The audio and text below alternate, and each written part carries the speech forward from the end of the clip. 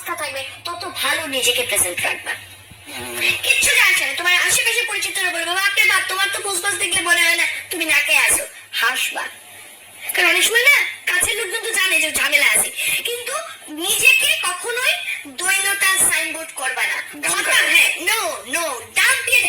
এবং আমি আমি যখন যত সমস্যা বেশি থাকতো তত বেশি মাঞ্জা দিতাম, তত বেশি ঝকঝক হয়ে চলতাম। কারণ এটা কিন্তু নিয়ম, এটা কিন্তু নিয়ম। আমরা কিন্তু তেলা মাথায় তেল দিতে পছন্দ করি।